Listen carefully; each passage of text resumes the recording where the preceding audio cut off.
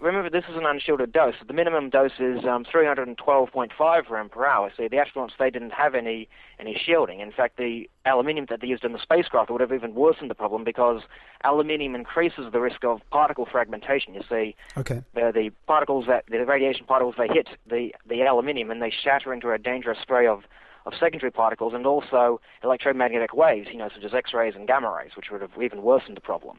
Okay. Now, that's the number one major piece of evidence that was all faked. I haven't even gotten started on solar flares, but okay. So the Van Allen belts is to you one of the most compelling piece of evidence, is it? I'd say that is one of the most compelling. Right. Now, yeah. Another most compelling piece of evidence that it was all fake, right? As you might recall, on the Apollo missions, they allegedly brought back moon rocks. Yes. Right. Now, these moon rocks are often hyped about being the ultimate proof that men went to the moon, but in actuality, they're not proof that they went to the moon. They proved just the opposite. Recently, the European Space Agency, ESA, they launched their space probe, the Smart 1. This was a probe to circle the moon, and take pictures, and towards the end of that mission, right, it crashed into the near side of the moon and picked up all these plumes of moon dust, for scientists to analyze. Yes. When it did that, it turned out that the actual moon rocks are different to those that are actually, they're different to the ones that they collected on Apollo.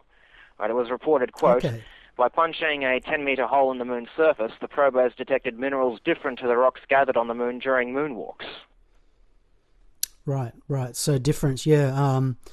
And the difference, is it, is there another explanation for the difference other than that they didn't come from the moon? Or well, no one seems to be commenting on this now. Everyone's suddenly very quiet about it. Suddenly it was the bomb diggity in the news. Then suddenly they just seem to have forgotten about it.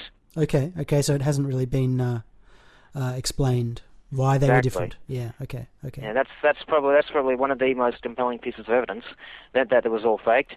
Then of course there is the Apollo 10 telecasts. See, before Neil Armstrong's flight, there was the Apollo 10 mission, right? Okay. Now, this wasn't going to land on the moon. This was just, orbiting around it, then coming back home again. Anyways, during the trips to the moon, the Apollo 10 crew, they sent back various telecasts, showing the Earth viewed at a distance. All right. Now, remember, this is supposed to be live TV footage. I have the raw footage of these telecasts, right? Right. And basically, there's various instances, right? The camera is looking back at the Earth, right? And suddenly, the camera will just cut from one angle to another.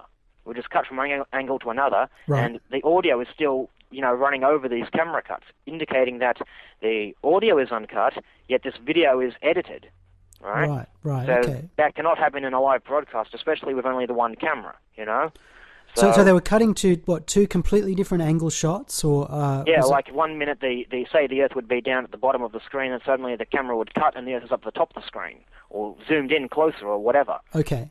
So there's some inconsistency there. Could that be explained by just post editing, that they edited it later? Maybe they cut out some bad part of the film and just re-spliced the audio back into it. Is that? No, this is the raw footage. I got this from Spacecraft Films, which is an organization run by Mark Gray. Right, he sold these telecasts as the complete unedited, raw footage, basically. Okay. Right? Not only did it turn out that these telecasts were edited, right? Basically, the only way this could have happened is if these telecasts were pre-filmed, edited together, and then broadcast with the Ground to Air Communications dubbing the video. All right. Right. Now, interestingly, right, although this is sold as the complete footage, right? When I was comparing the stuff with the official NASA transcript, you see they have a transcript of all the communications, of every space flight they do. Okay. Now, I was watching these telecasts, comparing them with the transcripts. Not only did it become that some of the footage was edited, right?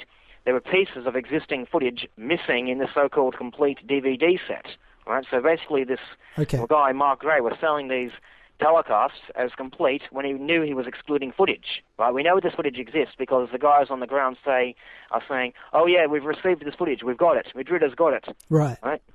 So clearly, this footage exists, and yet Mark Gray is selling this half-assed version of the Apollo record as the uncut.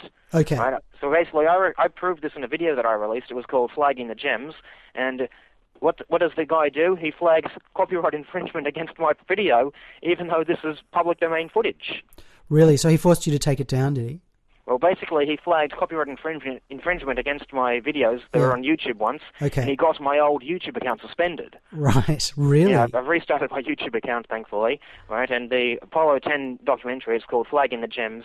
That can be viewed on livevideo.com. Actually, I have watched some of that. I've live video. Yes, I've seen some of that. I couldn't. It was very long, and I didn't quite understand what I was supposed to be watching for.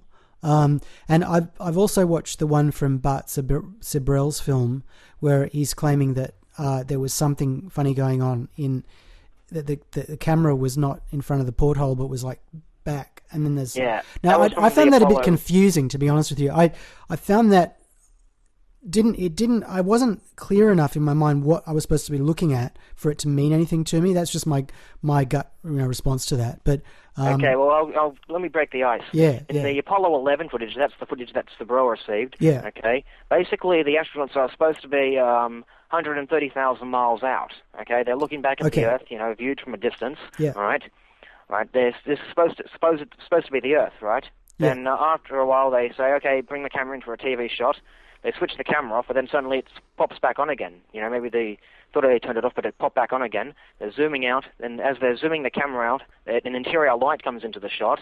Right. The light, they open up the aperture a bit, and what it turns out is that they're actually filming this picture, a transparency of the Earth, clipped up against the window, so that they've turned out the lights in the spacecraft and let the light on the other side of the window shine through the window and through the transparency to make it look like the Earth is viewed from a distance. So what you're saying is that it was actually just like a photograph, a transparency photograph, stuck to the window. It wasn't even. I thought it was. He was saying that it was the Earth from near orbit, that they were actually in orbit. Yeah, basically they're in Earth orbit, right? Yeah. And they were just filming this transparency clipped to the window to make it look like they were far away, when in fact they were not. Yeah, because if they were in near orbit, the whole window would be filled. You wouldn't be able to see the Earth. You'd just see clouds and stuff, wouldn't you? I mean, yeah, exactly. In fact, when they're inside the spacecraft during the interior scenes, they pan the camera around the spacecraft. It looks briefly towards the hatch window.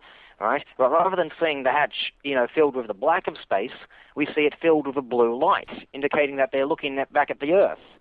We know it's not the sunlight being refracted through the window because the sun was coming out through the window on the other side of the spacecraft. Okay, you know what I think would be like good if someone could do a reenactment of that, because I think the average person is going to have trouble understanding what was being claimed there. But now I'm getting it now. Like you're saying that. They were in the ship. They were in Earth orbit, but they just had this transparency that they brought with them. They stuck it up on the porthole, turned all the lights off, and then just had the camera at the back of the spaceship. Back of the thing, of the spacecraft, zooming in at this transparency, as though they were filming the Earth viewed from a distance when there was just obviously a transparency.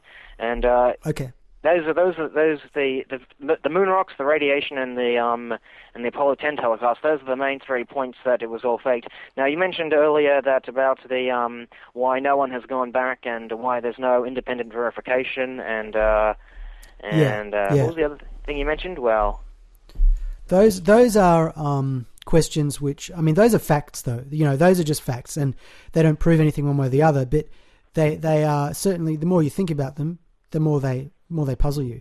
Look, we're just going to tell you something curious about that. Yeah. They often claim, whenever they ask, why don't we go back to the moon? They usually the excuse they give is always, it's too expensive to go back, and yet they as you might already know, they're planning to build up the Orion program, the mission that will supposedly return astronauts to the moon. Yes. Well, they plan on launching the Orion spacecraft using shuttle-derived technology, like the Ares rocket that's going to be built from the shuttle's external tank and the solid rocket boosters, right? And in fact, they've even come up with a plan B for the Ares rockets. Try to imagine you've seen the shuttle on the launch pad, right, with the shuttle, the external rockets, and the tank? Yes. Right? You've seen that? Well, try to imagine that, but take off the shuttle and put on this cigar-shaped shell which holds the lunar spacecraft inside. Basically, they plan on launching that into space with this shuttle technology. Wow. Either way, right, they've had this shuttle technology since the 80s, and in fact, the shuttle first went into planning stages back in 1969, right. The year of the moon landing, right? So given that they've had all this shuttle technology this whole time, right? If they've had this whole time and they could have returned to the moon using the shuttle technology, well, why didn't they do it sooner? They've always said it's budget. Well, you've had this technology, mate. Why don't you use it?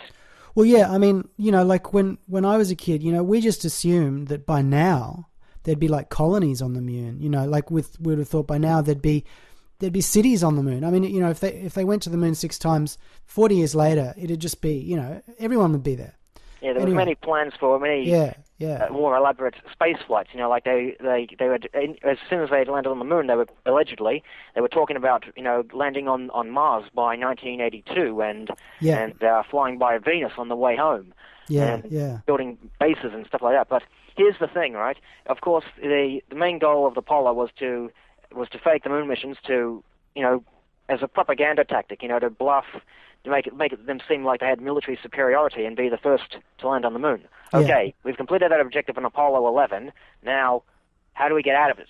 Okay, so what they had later on, they had the Apollo 13 mission, the near disaster. Yeah. What that actually did, it resulted in the cancellation of the Apollo flights. They had many more missions after Apollo 17 planned. They had Apollos 18, 19, and 20, and plans for the LEM truck, which would carry cargo to build a lunar base on the moon, that sort of stuff. Sure. Right. So what they did was that they managed to they've completed the objective of Apollo 11. Now they managed to get out of it with Apollo 13 because it resulted in the cancellation of the remaining moon flights. They had 4 more after that, but other than that, they had found a way out of it. And in the meantime, they managed to find one way or another to limit or degrade the amount of footage that they would have to fake, such as you might recall on Apollo 11, they had the grainy black and white videos filmed off TV screens. Apollo 12 was to be the first time they brought a video camera to the moon. Oh, sorry, we pointed at the sun and we burnt out the Videocon tube. Then there was Apollo 13, in which they had to cancel the TV broadcast because, to save power. Right, okay. Yeah. Then there was Apollo 14, where they actually did bring the camera, but this time, the landscape's overexposed. It was one story after another, basically.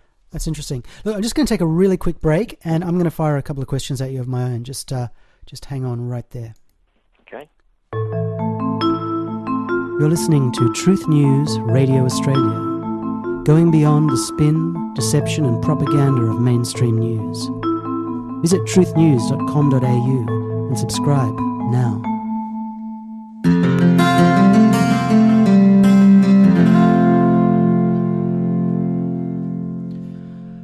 Okay, we're back with Truth News Radio Australia, and I'm here with my guest, Jarrah White, and we're discussing the moon landings and whether it really happened or whether it was all a big hoax. Jarrah, I've just got a couple of questions that have been on my mind. Having watched these documentaries, I've seen the one by Bart Sibrel, and I've seen the one that was on Fox, and I've watched a lot of your stuff. Now, couple of things here. There are claims that are made that the actual sunlight on the moon would have been so hot that the boots of the astronauts should have melted. But then it's been pointed out to me that, well, they do a lot of moonwalks at the International Space Station, and they do that in full sunlight, and it seems to be okay. They don't just fry up. That's one thing I'm curious about, because I know that they have done quite a few moonwalks in the sunshine because they've photographed it and stuff. Another question, of course, is the question about the crater under the landing module. That seems to me, I mean, I can't explain why there isn't one. I read some interesting stuff on a website which said that the reason why there's no crater under the landing module is because the dust was just kind of blown in a ballistic trajectory away from the landing site, and the thrusters weren't that powerful either. But I've seen your stuff, which shows, a fairly moderate jet thrust of something like 3,000 psi, and it certainly cracks the concrete. Although that is in the Earth's atmosphere, it may be very different in an airless environment. It's a bit hard to know exactly how it would be in a vacuum. But I just wonder if you could address the question of the sun and the sun's energy, the sun's heat. What's your take on that? Well, first of all, the space shuttle suits that they use nowadays are a little bit different from the suits they had on Apollo. One thing is that they actually have on the shuttle suits they actually have a vacuum layer in the suits, to try to limit the amount of heat getting through. But even on the Gemini flights, when the astronauts were walking in space, Yeah. right? This was before Apollo, right? The astronauts would get extremely hot doing very simple tasks. In fact,